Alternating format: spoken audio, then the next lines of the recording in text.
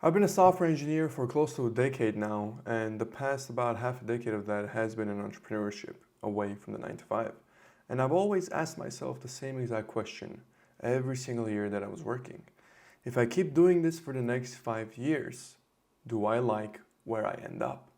And pretty much for the entirety of my career, back when I was a junior dev, climbing the corporate ladder, the answer to this question was always no. I don't like where I end up. And yet, for some reason, I kept doing it, and it took me a few years before I decided that's enough, pull the plug, and quit the corporate world.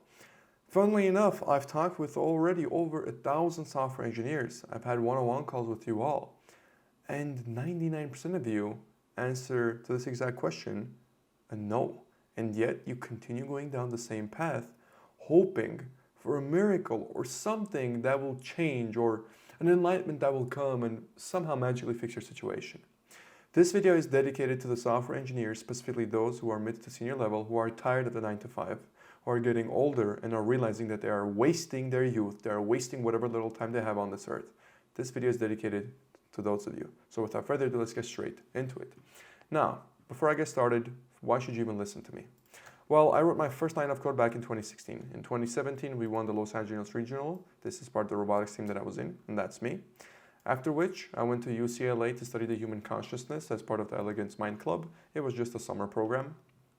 After which, I went to NASA as a computer engineering intern. After which, I went into the Fortune 500 as a software engineering consultant. I had one of the fastest promotions ever, from a junior developer all the way to a manager, more than doubling my essentially total compensation, my salary. Went from low six figures, about 120K, to about $250,000 salary a year. After that, I quit to found my own analytics firm, AB Analytics, and this is what I run to this day. And just in the last month alone, we did over $720,000 in revenue. Keep in mind, this is revenue. This is not what I take home. This is what the business has made. Now I run Code to CEO as well, where I help software engineers just like how I used to be, essentially technically proficient, being my talent being wasted in the 9 to 5, actually get out of the 9 to 5 and set up proper businesses. You can check out more about my story. I had a lot more losses that I didn't talk about, and of course a lot more wins at about.codetoceo.com. And without further ado, let's get straight into the video. So first and foremost, I want to start off with this question, because most of you watching this, I don't know how old you'll be, but you shouldn't have to wait until you're 40 or 50 for you to ask a very simple question, that if I keep doing this for the next 5 years, do I like where I end up? For us software engineers, let's just do this as sort of a tree, okay? We either have a yes or a no. Yes or a no. Now, for most of you, the answer is going to be no. If the answer is yes, you should get off this video. This video is not for you. Stop watching. But if the answer is no, you should continue watching. So if the answer is no, then you really have another choice. Okay, what do I do, right? Do I go into, say, entrepreneurship? So do I go into owning a business? Or do I maybe just want to switch my role? Maybe the current company that I'm at is, has a toxic culture, or whatever the case. How do you pinpoint what it is specifically that you're not liking about your current situation? Now, when I talk with a lot of you, and my own journey as an example, I'll use it, it never really was about the compensation. It never really was about the company that I was working at. For me to say the company I was working at was bad, I can't really quite say that, because I knew what I was getting myself into. I was going into consulting. I knew I had to put in overtime that was going to be unpaid. My coworkers were amazing. I only didn't really like a number of people, but that's going to be everywhere. You're not going to expect to like everybody, right? So for me to say I would have preferred another company or prefer a different role wouldn't have changed anything. For me, it felt suffocating. It felt suffocating being stuck in an environment where I felt like I had golden handcuffs on me. Like my hands were tied together. And I don't know how to quite express it, but essentially what it felt like was I was getting paid $250,000 a year right after bonuses and everything. And while that money was, let's say, an okay amount of money for where I was at the time, it wasn't anything crazy actually. I had talked about it in some other videos. It still felt like, to me, I just hated going to work. And even though it was remote, I hated waking up. I hated going on these useless meetings. I hated teaching, mentoring these junior devs that, at the end of the day, the projects we were working on were literally all about just corporations making a lot of money. It didn't impact a single individual, and most of the time, most of the stuff we worked on literally only benefited like 10, 20, 30, 40, 50 people. And sure, some things impacted a lot more, millions of people, but I never really felt that my work did anything major to contribute to. All it really felt like is I was stuck in this corporation. I was making a decent amount of money, but I really felt like a slave, like a code monkey. And I know it's crazy to say that, and people might be like, oh, you're just not grateful, but that's exactly how I felt. I didn't have any motivation to really continue working outside of making an income such that I can put food on the table and pay my rent and all that stuff. But outside of that, I didn't have any other motivation. I didn't necessarily like what I was doing. The coding was extremely boring for me. Talking with the managers and all that stuff was the most fun part of the process for me in terms of communication, but I was doing very little of that because most of the time I was stuck in useless meetings, right? And I couldn't really do my job. Out of the 8-hour work week that I had, maybe I would say 1 or 2 hours was productive. So then the question remains, okay, what do you do? Because most of you watching this are also most likely in a position where you do not like where you're currently at. You feel like you have the golden handcuffs, so it's high risk to leave because what are you going to do? You don't have a starting point. But at the same time, you don't want to continue staying there and wasting your life because that's exactly what it is. It's a waste. Think back to 5 years ago. How fast did that pass? Especially for those of you in your 30s and 40s. How fast was that? How long ago was that? Probably went by like this, right? The next 5 years is going to go by equally fast. Are you going to like where you're going to end up in the next 5 years? So the entire point of this video is do the thing. Take the risk, get into entrepreneurship. But now you're going to say, okay, Bago, that's good and all, but how do you expect me to take that risk, to let go of my income when I have a family, kids, mortgage, and all these things? It's just, I can't do that. So now I'm going to talk about how you can do that. Because fundamentally speaking, I can get into, oh, you need to send out outreach here, outreach there, you need to do this, you need to do that. But fundamentally, the way we work with software, right? What do? We take a look at the OS, the operating system, and that essentially determines the constraints of our system. What we can do, what language we're going to use, how we're going to do it, okay? So the operating system decides the laws, the rules, and the regulations for how everything else is going to be conducted within that system. Similarly, it doesn't matter how many different things I give you, tips or tricks, if your operating system at its core is faulty or not working correctly. So first, we're going to address the operating system. For us, this is our brain, right? But more specifically, these are our beliefs and our worldview. So this video is going to be strictly dedicated to kind of identifying this worldview and what really separates the engineers who do quit their 9-to-5 and are able to find success from those who do not. Fundamentally, I want to first explain a very interesting concept to all of you, and that is perception, right? Because perception, people say, is reality. Whatever you perceive is going to be the reality that you have. If this we consider objective reality, so this is everything that is true, the entire truth of the universe, okay? There are things in here that I don't even know, okay? There's a lot in there. Most of the things in here I don't know.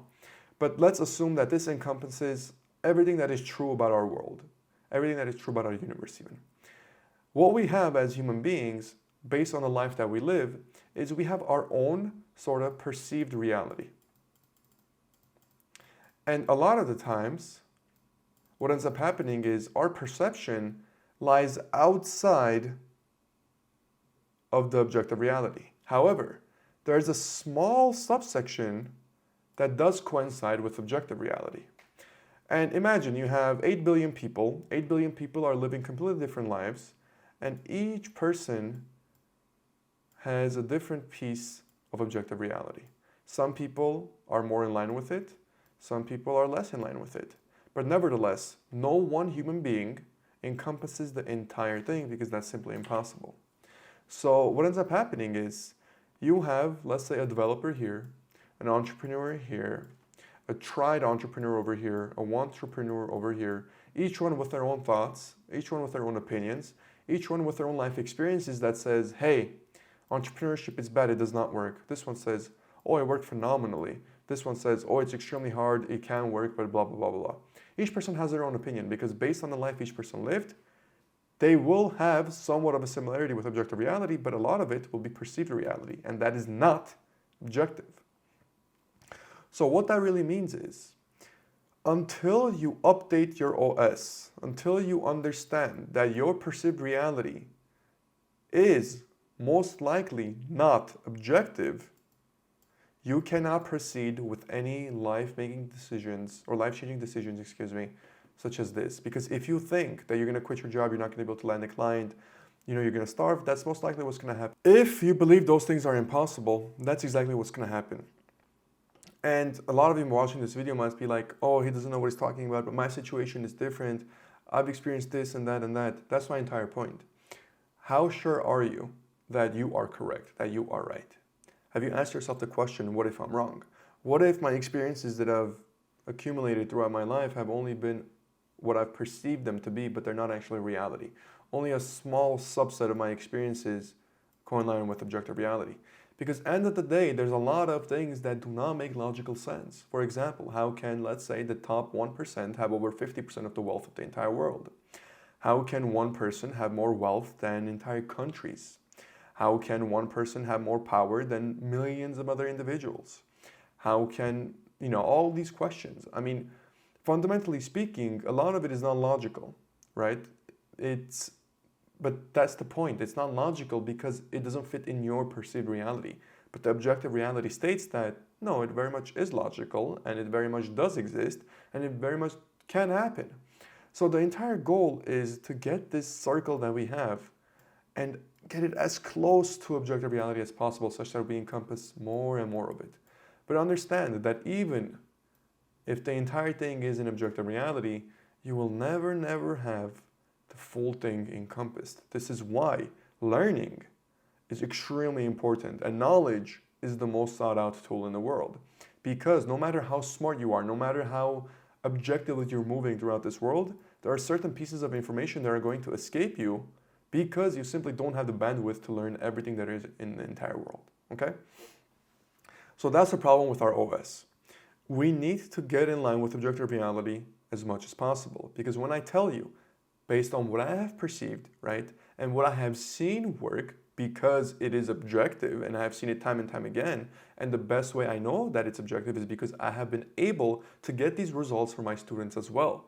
So it's not just been me, but it's been my students, it's been other people that I've helped throughout my life, so I know it coincides with objective reality because other people can get the same exact result. What is a hypothesis, right? I make a hypothesis, and if I can recreate it, then that's scientifically accurate. That's the exact same thing. I had a hypothesis about what it takes to get into entrepreneurship, what it takes to start a business, get clients, make money, tested it, and people are able to replicate it, which means it's part of objective reality. So fundamentally speaking, this is the number one step. You have to understand that whatever you are thinking of right now, whatever is possible, whatever opportunities that have escaped you, whatever you think about businesses, how much money is a lot of money, how much money is, you can make a month, whatever. All of these things are perceptions. They are not objective. Most of you watching will be probably around here. And frankly, if I'm being honest with you, I myself am somebody that's just a little bit tiny more than you.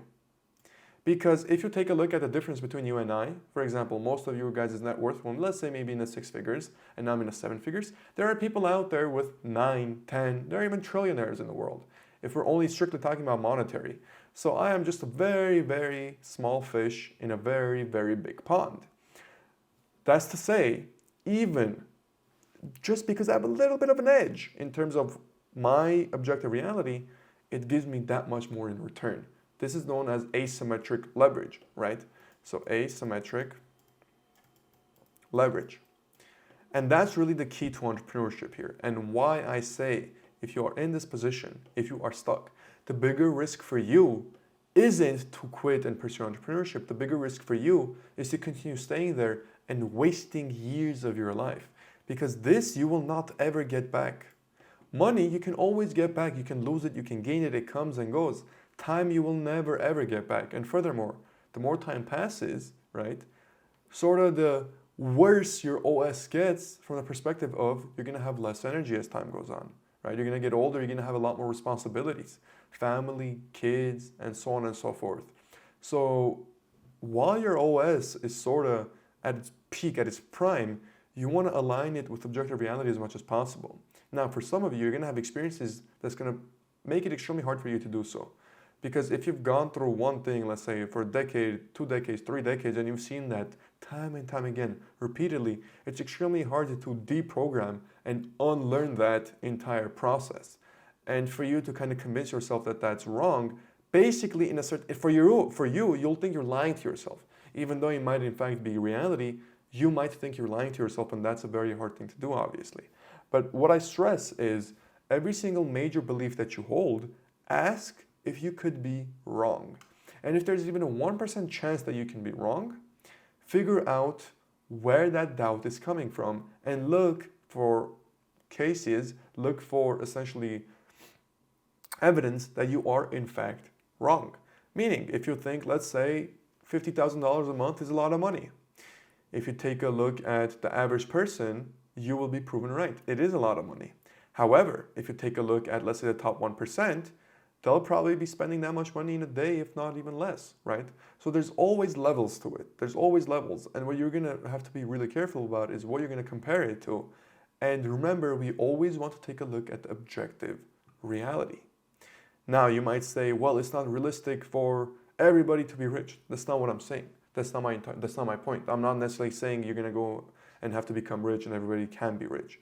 My entire point is that wherever you are, if this is, let's say, a ladder, right? And you're on one of the rungs of the ladder right now, and you hate where you are, you don't like your 9 to 5, you don't know in the next 5 years where you're going to be, all I'm saying is you can very well be over here. And it's not going to be nearly as difficult as you might imagine. It's very simple, actually. Now, is it going to require work? Yes, it will require work, but it is simple, okay? It's not complicated. It's very simple. It might be difficult a little bit, but it's not complicated.